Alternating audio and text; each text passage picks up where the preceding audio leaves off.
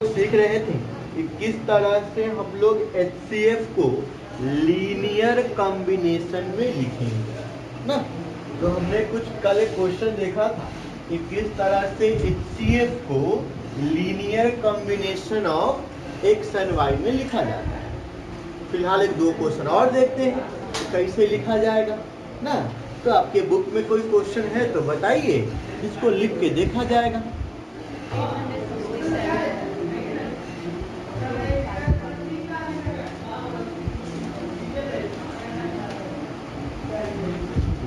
क्या निकाली है, कहाँ पढ़े हैं अभी? बहुत पुराना किताब होगा। देखो बोलो क्वेश्चन बोलो जी, क्या है इसको? HCF ऑफ 867 हाँ and 245. 867। देख भाई, पहले इसका HCF निकाल सकते हो यूक्लिड डिवीजन एल्गोरिथम का यूज करके। इनका बताओ तो क्या आएगा, कितना लिखें? अरे बनाए हो कि हम बनाना पड़ेगा हमें को? देखो 2 5 से करोगे 8 6 7 को कितनी बार में कर दें?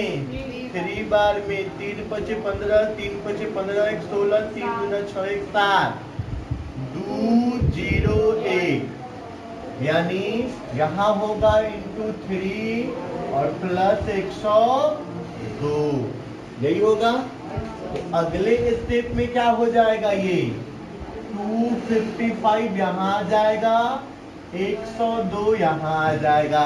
मतलब अगला बार आप यही करते हो ना, 102 को 255 करते हो, फिर करोगे 2 बार में 204 बचेगा, तो फिर ये 2 बार में बचेगा। ठीक है, तो इस बार क्या हो जाएगा, ये 102 और ये, यानी अब 51 और 102 को करोगे तो 2 बार में करोगे तो कहानी इसका खत्म हो जाएगा, यानी इंटू 2 प्लस 0। कोई दिक्कत? ये तो इसका भैया HCF हो गया। अच्छा, आखिरी बार जब रिमाइंडर 0 मिला है उस टाइम B का वैल्यू कितना है? जब रिमाइंडर, तुम्हारे को फॉर्म क्या था, यूक्लिड ने कहा था A बराबर BQ प्लस R। तो मिला लेना, A के जगह पे 102 है, R के जगह पे 0 है, Q के जगह पे 2 है और B के जगह पे 51 है, यानी HCF कितना हो गया रे? कोई दिक्कत? अब क्वेश्चन शुरू होता है बनिया वाला। यहाँ तक तो बच्चा वाला क्वेश्चन है, कोईयो बना लेता है ना, कोनो बच्चा बना लेता है, कोनो टीचरों बना लेता है। अब जो क्वेश्चन शुरू होता है इसको बनाने में असली मजा है। क्वेश्चन इसके बाद क्या शुरू होता है रे? HCF को, यानी 51 को 867x प्लस 255y लिख के दिखाओ। ये आपका मेन क्वेश्चन है। तो हमने आपको कहा था ढूंढो, खोजो कि इसमें सबसे पहले आपको 51 रिमाइंडर कहाँ मिला है। सबसे पहले 51 रिमाइंडर कहाँ मिला है? तो इन जनरल जो आपका आखिरी स्टेप होगा ना, इसके ठीक पहले मिलेगा, लास्ट वाला स्टेप के ठीक पहले मिल गया। दिखाई भी दे रहा है। तो अगर यहाँ से हम 51 का वैल्यू निकालेंगे तो A साइड 51 चलिए है, E साइड पहले से कितना है? 255। हम इसको निकाल रहे हैं, मतलब ये हमको नहीं चाहिए, एकड़ा को एक तरफ भेज दें। तो इधर से जब इधर जाएगा तो ये क्या हो जाएगा, यानी ऐसा हो जाएगा। कोई दिक्कत? यहाँ तक ठीक है? चलिए आगे देखते हैं भाई। अब इसके ई वाला लाइन जब तुम लिख चुके हो, इसका काम हो चुका है, तो 255 तो दिखाई दे रहा है जो चाहिए था। अब क्या बचा इसमें? 867। तो एकरा लागी ठीक ऊपर जाओ, ठीक एकदम धीरे धीरे लवे लवे ऊपर जा रहे हैं ना, सीढ़ी चढ़ते चढ़ते ऊपर चलेंगे, एक स्टेप चढ़ेंगे। यहाँ वाला से देखो तू 102 के बदले में क्या लिख सकते हो? ये 51 पहले से है, 255 से दिक्कत नहीं है। 102 को क्या लिखोगे? तो पहले से 867 है ना, अब माइनस का ही हो जाएगा 255 इंटू 3 इंटू 2 तो पहले। तो ये कोई दिक्कत है तो बोलो, उनको दिक्कत है बोलेगी? देखो ये 102 है, ई लाइन से तुम देखोगे तो 102 बराबर 8 6 7 घटाओ 2 5 5 गुने 3 होगा। माने एकरा के उठा के ये पट्टी फेंक दोगे तो जाके ऐसा हो जाएगा। अब देखना है ये कितना है, तो 102 के बदले 102 का जो मान आया होगा वो लिखना पड़ेगा ना। जो आया है वो लिख दिए हैं, फिर गुना है तो गुना दिए हैं, आई 2 था तो 2 भी दे दिए। कोई दिक्कत? आगे देखिए,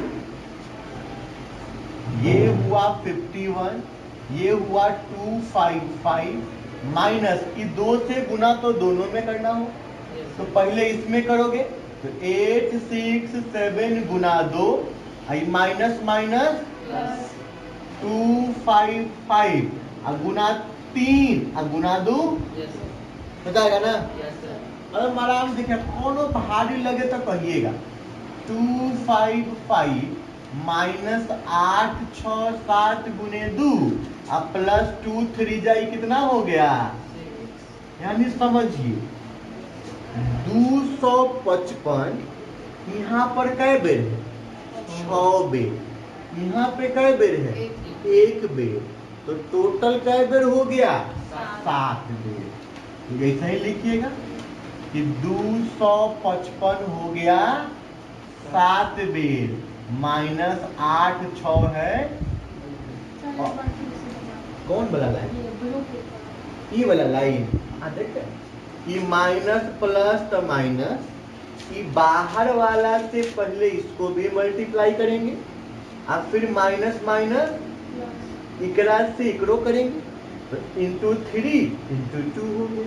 आई 3 2 जा, बाकी सबको उतार दिए, कुछ नहीं किए। अब फिर देखिए 6 बेर यहाँ है, 1 बेर यहाँ है, तो 7 बेर हो गया। तो हमको भी जो लिखना था वो तो 51 को ऐसे लिखना था कि उसमें 8 6 7 हो, इसके बाद कुछ गुना में हो जो 100 और 2 5 5 हो, इसके बाद जो कुछ गुना में हो तो y। ऐसा ही हो गया, 2 5 5 हो गया, 8 6 7 हो गया। तो अब समझिएगा 2 5 5 वाला कितना के बराबर होगा? y के होगा न रे। तो 2 5 5 कट जतई तो y के मान कितना? उसके बाद देखो इधर है 8 6 7 1, इधर है माइनस का 8 6 7 गुने 2 कट जाएगा तो x कितना बचेगा? तो लीनियर कॉम्बिनेशन भी हो गया जिसमें x का मान कितना हुआ? -2, y के मान कितना हुआ? 7। यानी फाइनली तुम ऐसा लिख सकते हो 8 6 7 x के जगह -2, 2 5 5 y के जगह 7। दिक्कत कितना भारी है? बहुत ही ज्यादा। और कोनो क्वेश्चन में तकलीफ हुआ है? अब तो ऐसा क्वेश्चन बन जाएगा, और नहीं बनेगा तो कल फिर बताएंगे एक बार, और इसमें क्या दिक्कत है? आप इसको एक बार ट्राई करिएगा, अगर बनेगा तो ठीक, नहीं बनेगा तो फिर एक बार और समझेंगे, है ना। चलिए आज हम लोग तनका आगे चलते हैं और तनका आगे चल के सीखते हैं एक नया टॉपिक।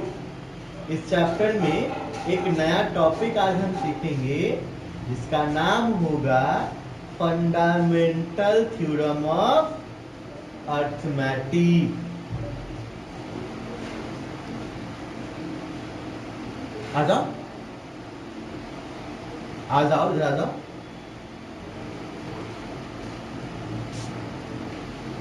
तो बात करते हैं हम लोग फंडामेंटल थ्योरम ऑफ अर्थमेटिक। ठीक है, फंडामेंटल थ्योरम ऑफ अर्थमेटिक में देखिए क्या कहा है, बहुत छोटा थ्योरम है। फंडामेंटल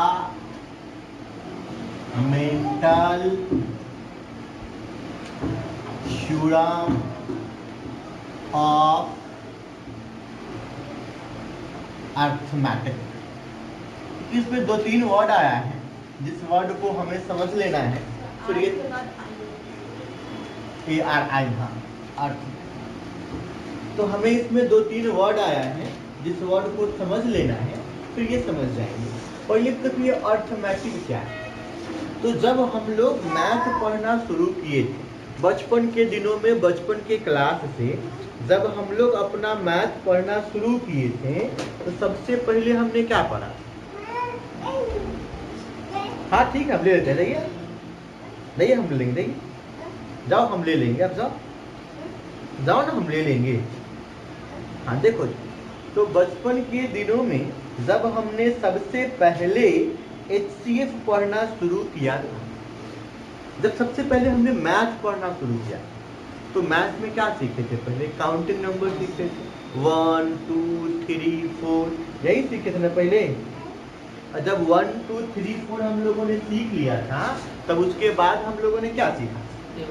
ऐड करना, सब्ट्रैक्ट करना, टेबल, LCM, HCM, यही सब ना हम लोग सीखे थे जी बचपन वाले क्लास में। तो इसी को कहते हैं अर्थमेटिक, जिसमें आप नंबर के बारे में पढ़ते हैं, जिस मैथ के ब्रांच में आप कैलकुलेशन करते हैं बेस्ड ऑन नंबर, उसको कहेंगे अर्थमेटिक। ठीक है, जैसे प्रॉफिट लॉस में भी संख्या पे बात करते हैं, 10%, 16%, 20%, लेकिन वही फैक्टराइजेशन में बात करते हैं XYZ का, तो वो अर्थमेटिक नहीं हुआ। फैक्टराइजेशन क्या हो गया? अलजेब्रा का पार्ट हो गया। ठीक है, ऐसे हम लोग बात करते हैं ट्रायंगल का, तो ट्रायंगल में हम लोग ट्रायंगल, क्वाड्रिलेटरल का बात करते हैं, तो वो पार्ट हो गया ज्योमेट्री का।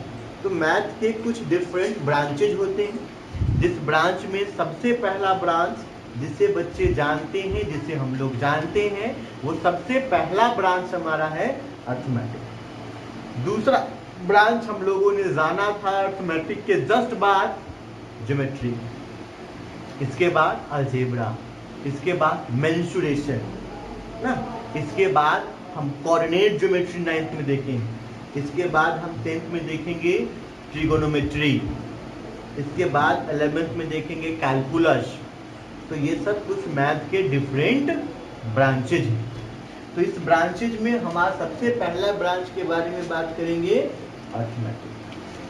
फंडामेंटल थ्योरम ऑफ अर्थमेटिक में हमको 2 वर्ड और समझना है, जिसमें एक सबसे पहला वर्ड हमें ये समझ लेना है कि प्राइम नंबर क्या है। ये जानते हैं आप प्राइम नंबर क्या होता है? किसको कहते हैं प्राइम नंबर? जो खुद से और 1 से डिविजिबल। ठीक है, इसी को थोड़ा अच्छे भाषा में कहेंगे तो नंबर हैविंग 2 फैक्टर। एक वैसा नंबर जिसका 2 फैक्टर। अब ये 2 फैक्टर कौन कौन सा होगा? तो ये 2 फैक्टर में एक तो होगा 1 और दूसरा फैक्टर होगा इटसेल्फ, नंबर खुद होगा। मतलब वैसा नंबर जो या तो 1 से कटेगा और न तो खुद से कटेगा, इसके अलावा वो दुनिया के किसी भी नंबर से नहीं कटे, तब उस नंबर को क्या कहेंगे? Prime number. जैसे 4 प्राइम नंबर है। अरे बउआ जुलुम कर दिया तू, 4 तो 1 से भी कटता है, 1 के पहाड़ा में भी आता है, 4 2 के टेबल में भी आता है, अब 4 के टेबल में भी आता है। तो एकरा में 2 गो फैक्टर हुआ, 3 गो हो गया। हमने कहा कि जेकरा में 2 गो फैक्टर चाहिए, 2 गो से ज्यादा नहीं चाहिए, इसमें तो 3 फैक्टर है। 2 से ज्यादा हो गया माने ये प्राइम नंबर नहीं है। तो प्राइम नहीं है तो क्या है? कंपोजिट है। जो नंबर प्राइम नहीं होगा वो क्या होगा? कंपोजिट होगा। यानी कंपोजिट नंबर में हम लोग क्या लिख सकते हैं? Number having more than 2 factor. ठीक है, जिस नंबर का 2 से ज्यादा फैक्टर होगा वो कैसा नंबर होगा? तो वो कंपोजिट नंबर। अब बात करते हैं प्राइम नंबर में। तो सबसे छोटा प्राइम नंबर होगा, सबसे छोटा प्राइम नंबर, सबसे छोटा यानी स्मॉलेस्ट प्राइम नंबर होगा 2। दिक्कत है क्या है कि 2 या तो 1 के पहाड़ा में आता है ना, तो 2 के पहाड़ा में आता है। इसके बाद और किसी के पहाड़ा में 2 आता है, मतलब 2 के क्या गो फैक्टर है? तो 2 सबसे छोटा प्राइम नंबर है। हम ये भी कह सकते हैं कि 2 जो है ये इकलौता इकलौता इवन प्राइम है ना।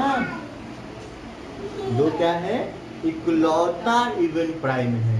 मीन्स 2 के बाद दूसरा कोई भी इवन नंबर ऐसा नहीं है जो क्या हो? प्राइम। ठीक है, आया बात समझ में? अब देखो, तो सबसे छोटा प्राइम नंबर तो 2 हो गया। 2 के बाद हमने 3 सीखा, तो 3 प्राइम नंबर है कि ना?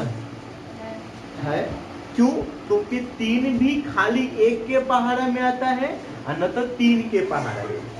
तो 3 के भी तो 2 ही फैक्टर हुआ, या तो 1 नहीं तो 3, यानी कि 3 भी क्या है? प्राइम नंबर है। 3 के बाद क्या आएगा? 4। 4 कैसा नंबर है? कंपोजिट। तो 4 सबसे छोटा कंपोजिट नंबर है। 4 क्या है? सबसे छोटा कंपोजिट नंबर है। और 2 क्या है? सबसे छोटा प्राइम नंबर है, वो भी इकलौता इवन प्राइम नंबर है। इसके अलावा दूसरा कोई भी ऐसा इवन नंबर नहीं है जो प्राइम होगा।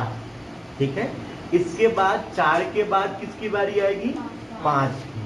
5 क्या होगा? प्राइम होगा। काहे होगा? क्योंकि ये क्या तो 5 1 के पहाड़े में आएगा, 1 के टेबल में आएगा, तो 5 के टेबल में आएगा। 5 के बाद क्या आएगा? 6। वो किसके टेबल में आ सकता है? 1 में भी, 2 में भी, 3 में भी। तो 6 क्या होगा?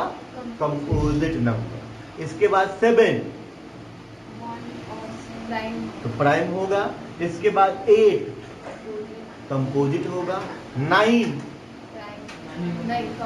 कंपोजिट होगा।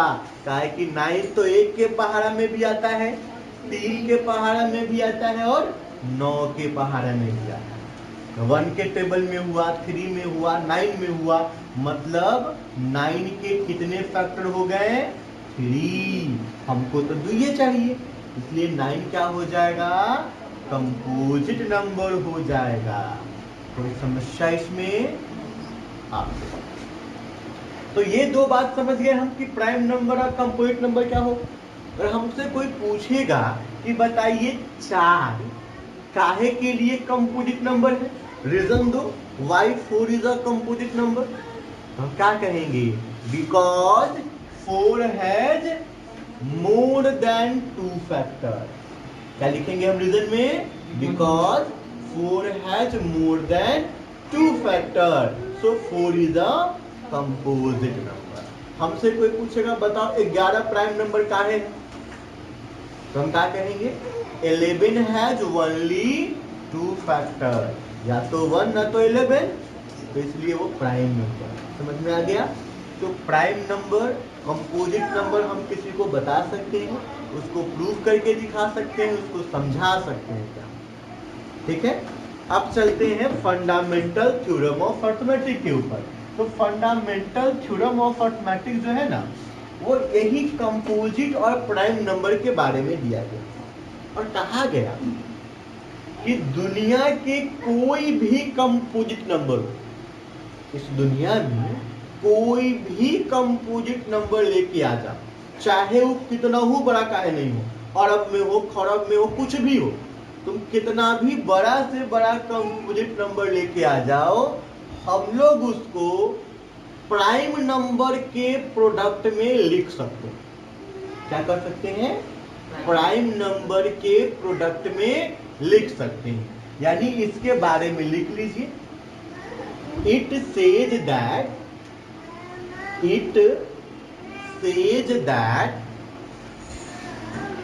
every composite number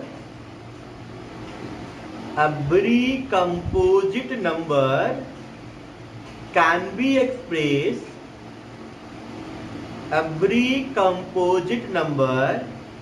be expressed as the product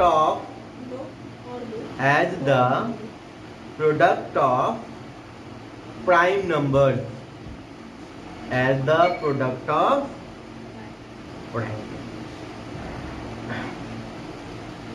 बात समझ में आ गया? ईमानदारी से बोलना रे। Yes sir. क्या समझ में आ गया?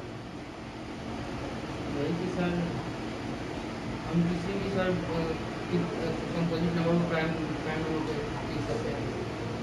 कंपोजिट नंबर प्राइम नंबर लिख सकते हैं? No sir. तब क्या समझे हो?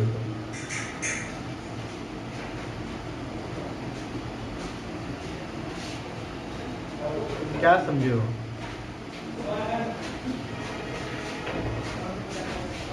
कंपोजिट नंबर को सर प्राइम नंबर के रूप में लिख सकते हैं। तुम क्या समझे बच्ची? Every composite number तो इंग्लिश में लिखा ले, तो लैंग्वेज हमको नहीं आता है, कुछ हिंदी में बताओ क्या समझे?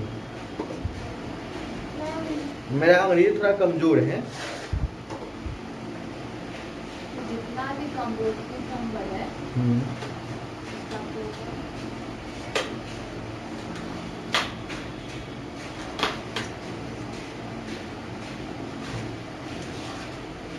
तुम क्या समझे हो जी?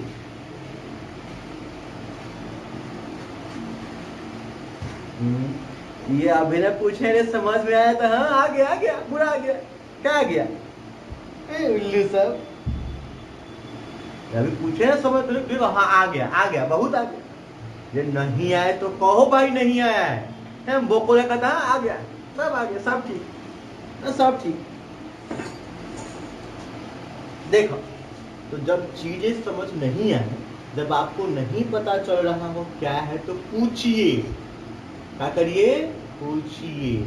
और जब तक पूछिएगा नहीं, काम कहाँ से बनेगा? अरे बात रे सर, देखो मान लो हमारे पास कितना है? 18।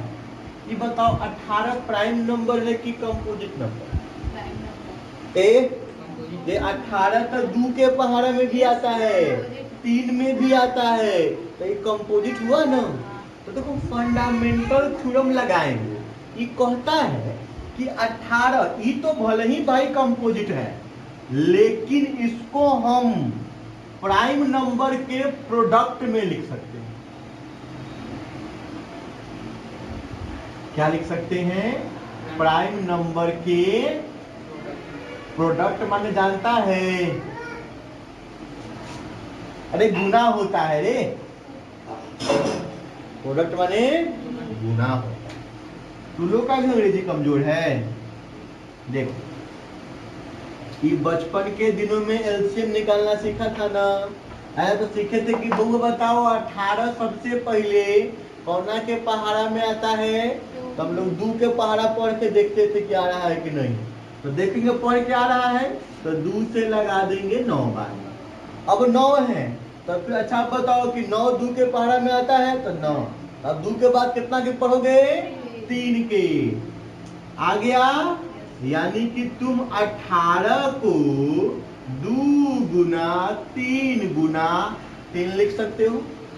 यानी अब जो 18 है वो कुछ नंबर के प्रोडक्ट में आ गया था, गुना है बीच में। इनमें पहला नंबर देखो 2। 2 के बारे में तुम्हारा क्या ख्याल है? ये प्राइम है कि कंपोजिट है? Prime number. अच्छा, उसके बाद 3, इसके बारे में क्या ख्याल? इसके बाद फिर 3, इसके बारे में क्या ख्याल? यानी 18 तो कंपोजिट था, लेकिन जब इसको हमने प्रोडक्ट में बदला तो ये सब क्या बना? प्राइम बना। यही कहता है फंडामेंटल थ्योरम ऑफ अर्थमैटिक्स। आया बात समझ में? अच्छा, इसी तरह से हम चाहे बच्चों तो तोरा कहते हैं 36 के तुम लिख सकता है क्या? 36 को बना सकते हो Yes. प्राइम नंबर के प्रोडक्ट में? Yes. बनाओ तो।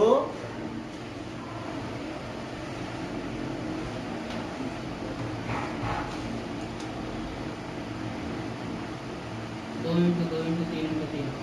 2 into 2 into 3 देखो, तो ये तो बात तुम ठीक कहा, समझना है। यहाँ पे छोट छोट बात हम आपको समझाने की कोशिश कर रहे हैं। इसी चीज को तुम ऐसे कहा, तो एक नाम दिया गया प्राइम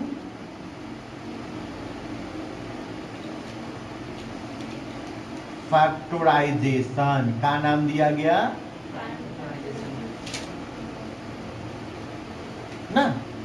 एकरे के तनका ऐसे लिख देते हैं, देखो एकरा के एगो बक्सा में घेर दिए कि सबसे पहले कितना से कटेगा, तो एकरो के बक्सा में घेर दिए 2 से कटेगा तो कितना देगा, एकरो के बक्सा में घेर दिए। अब फिर क्या करेंगे, 2 से काटेंगे कितना देगा, तो एकरो के बक्सा में घेर दिए। फिर 9 को काटेंगे 3 से कितना देगा, 3 से काटेंगे तो 3 देगा। सबके बक्सा में घेर, देखो वही काम किए, यहाँ सीधे लिख रहे थे, यहाँ बक्सा घेर के लिख रहे हैं। तो एक नाम दिया गया फैक्टर ट्री। क्या दिया गया? फैक्टर ट्री दिया गया। तो ये दो बात अभी आप लोग सीखे, फंडामेंटल थ्योरम ऑफ अर्थमेटिक, फिर देखे प्राइम फैक्टराइजेशन क्या होता है, फिर देखे हम लोग फैक्टर थ्री। इन तीनों में कोनो दिक्कत है? अब देखो एकरा से क्वेश्चन पूछता है, कैसे पूछेगा देखो, x y z ना, x y z। अब कहेगा बहुत तेज है तो x y z के मान बताइए। तो समझना, जब ऊपर से नीचे आए हैं तो भाग देते आए हैं। यहाँ अब नीचे से ऊपर जाएंगे तो क्या करते जाएंगे, गुना करते जाएंगे, इंटू करते जाएंगे। तो कह लो ना कि 3 तो यहाँ कितना होगा, अब देखो यहाँ 18 लाना है, यहाँ 9 है, तो सोचो तो यहाँ कितना होगा, 2। सोच लिया। अब देखो यहाँ 2 है, यहाँ 18 है, यहाँ कितना होगा, 36। तो x भी निकाल लिया तुम, y भी निकाल लिया और z भी निकाल लिया। समझ में आ गया? तो ऐसा का क्वेश्चन पूछ देता है एग्जाम में 2 नंबर। हम आ जाओ, बुलाएंगे आपको, जाओ आपको माँ पेन देगी, जाओ लेके आओ। आया बात समझ में? अब देखो एक बात सुनो, ऐसा तो क्वेश्चन देगा नहीं, और कभी कभी क्वेश्चन और होशियारी दिखाता है, कहता है कि अच्छा बहुत तेज है ना, तो एक काम करिए, इतना तेज बनते हैं तो तनिका एकरा मान बता दीजिए। क्या मान बताइएगा? 3x minus 2y plus z।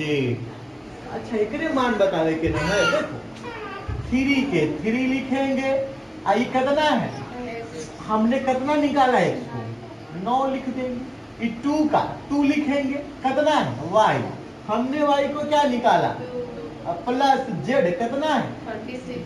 अब बस सॉल्व कर देंगे, कितना हो जाएगा, 9 तिया 27 माइनस 4 जोड़ 36। अब कर देंगे, जो बचेगा उससे क्या हो जाएगा। तो क्वेश्चन कभी कभी हमको पूछ सकता है, बात समझ में आया? तो ये फंडामेंटल थ्योरम ऑफ अर्थमेटिक्स से आपको इतने तरह के सवाल पूछ सकते हैं। अब सबसे बड़ा सवाल ये उठता है कि आखिर बच्चा वाला चीज हम पढ़े का है, बच्चा वाला है ना रे, ये काहे पढ़े हैं? तो हमने बचपन के दिनों में सीखा था एलसीएम निकालना, ठीक है ना? आता है कि भुला गए? फिर सीखे हैं एचसीएफ निकालना, पहले भी सीखे थे, आज भी सीखे।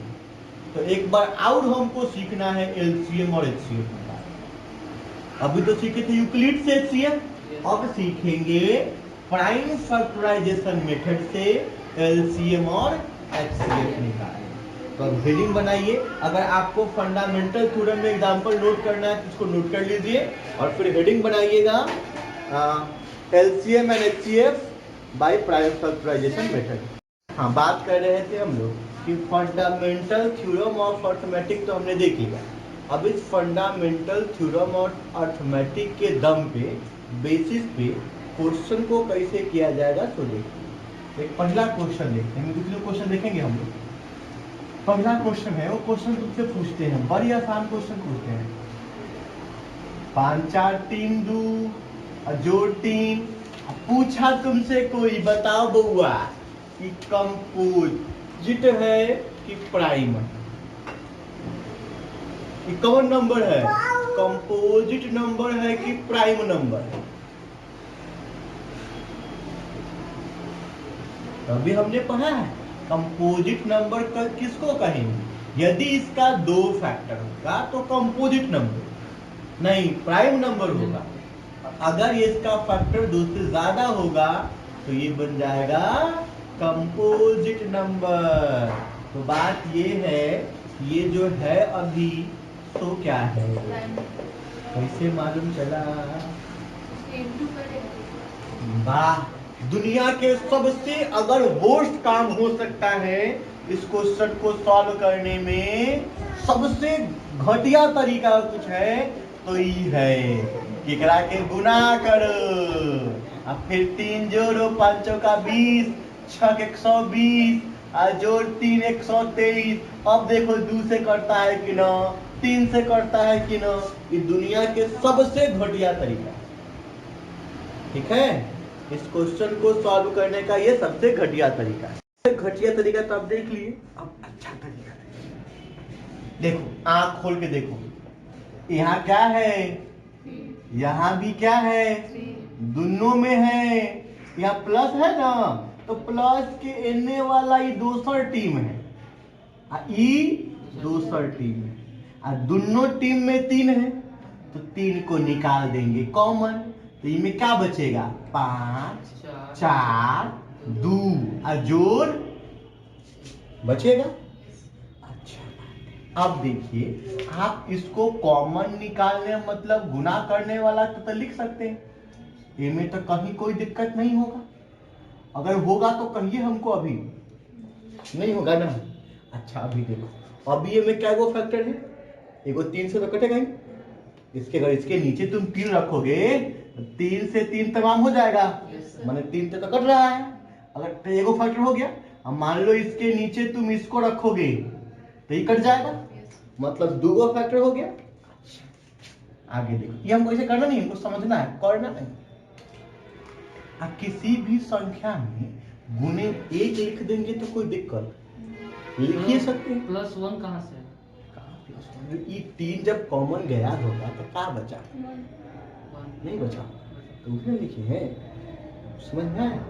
तो देखो, अब सोचो इसमें क्या फैक्टर, 1 2, माने 2 से ज्यादा हो गया ना, तो बस लिख देंगे it has more than 2 factor, so it is composite number. बोलो कितना मिनट का है ना? तुमसे क्वेश्चन पूछता, बहुत खिसियागा क्वेश्चन पूछेगा, 17 16 15 14 13 12 11 जोड़ 11। अब पूछेगा बताओ ये कंपोजिट है कि प्राइम है?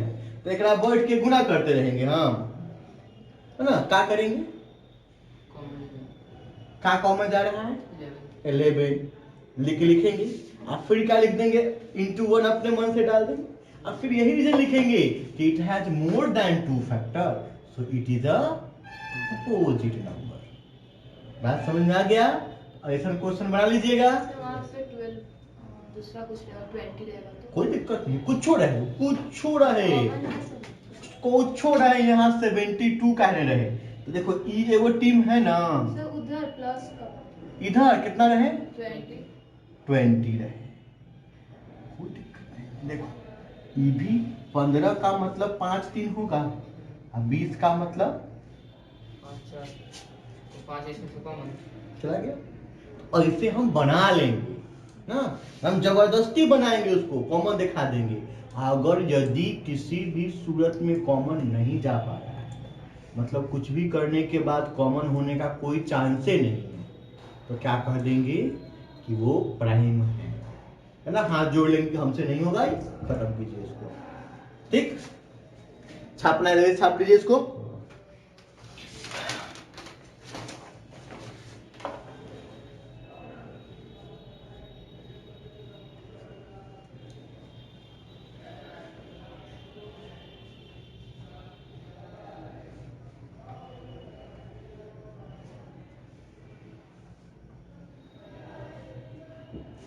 हाँ, आप देखो। चलो नहीं किया। तुम नहीं की है, पंखा चलाओ।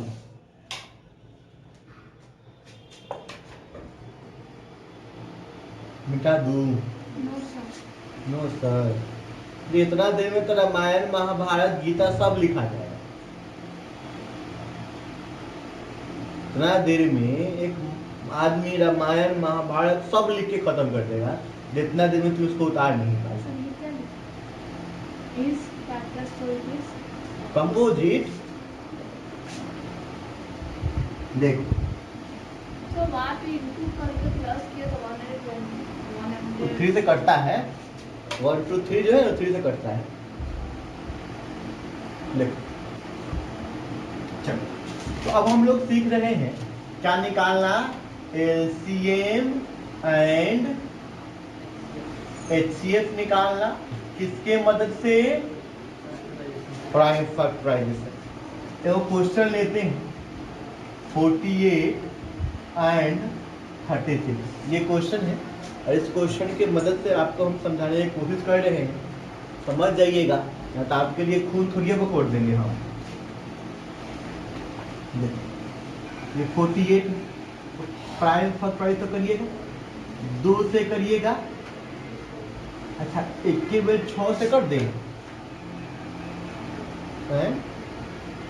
6 से कर दे के बेर का है छोटा लेके करते हैं। एकदम हमको प्राइम देखना है, प्राइम नंबर, तो 6 प्राइम नंबर है का, तो 6 से 9 करेंगे तो मामला घबरा जाएगा। फिर 2 से करोगे, फिर 2 से, फिर 2 से, यानी 48 को तुम लिखोगे 2 2 2 2 और 3।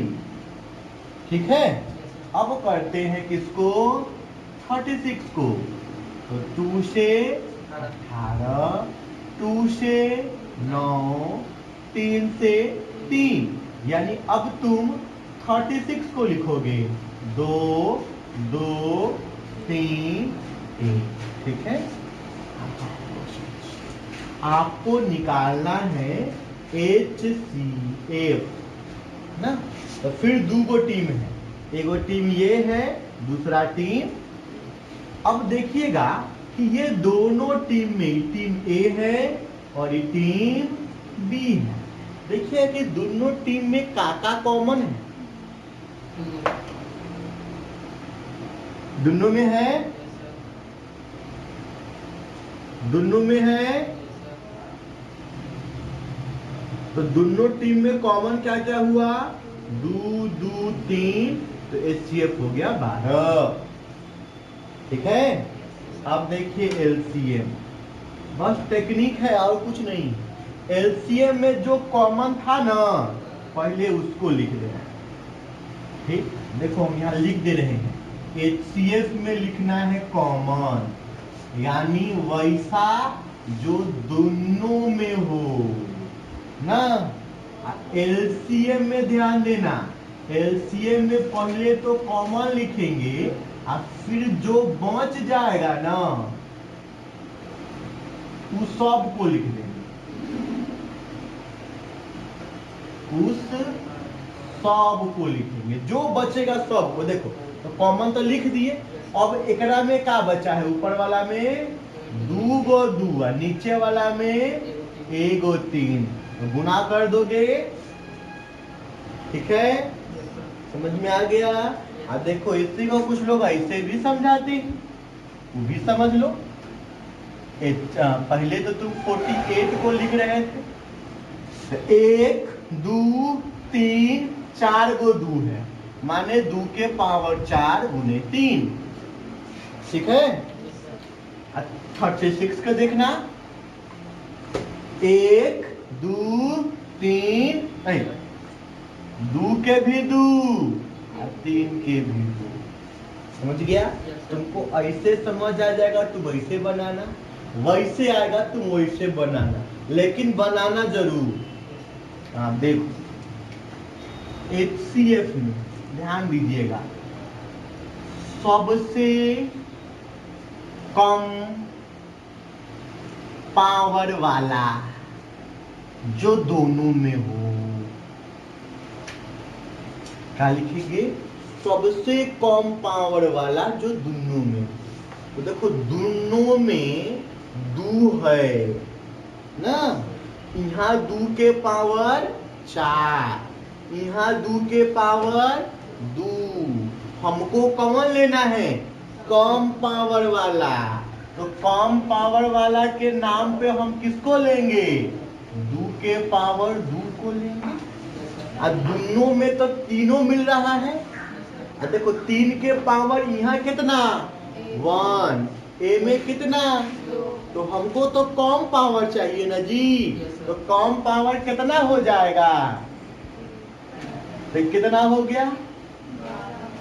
ऐसे भी निकाल। HCF LCM देखो, LCM में दोनों मिलाकर सबसे बड़ा पावर वाला, LCM में क्या लिखेंगे? दोनों मिला के सबसे बड़ा पावर वाला लिखेंगे। तो देखिएगा दोनों में सबसे बड़ा पावर ना, संख्या आपके पास दुए को, यहाँ पे 2 और 3 दुए को संख्या है ना, पूरे क्वेश्चन में दुए को संख्या है। तो HCF में आप 2 के सबसे कम पावर खोजे हैं और 3 के सबसे कम पावर खोजे हैं, लेकिन LCM में जो आपके पास संख्या है आप इसका सबसे बड़का पावर खोजिएगा। तो 2 का सबसे बड़का पावर कितना? और 3 का सबसे बड़का पावर यानी कितना हो जाएगा? तो ऐसे भी निकाल, ऐसे भी बना सकते हो, वैसे भी बना सकते हो, मर्जी तुम्हारी, तुम जैसे बनाओ बस बनाओ। ठीक, तो सभा हुआ समाप्त। कल आप इसको करके लाइएगा, फिर मिलते हैं कल, इसके आगे कुछ बात किया जाएगा। किसी को यहाँ तक कुछ दिक्कत है, कुछ पूछना है तो पूछ। ये वाला क्वेश्चन हाँ हाँ, एकदम बना के लाना है।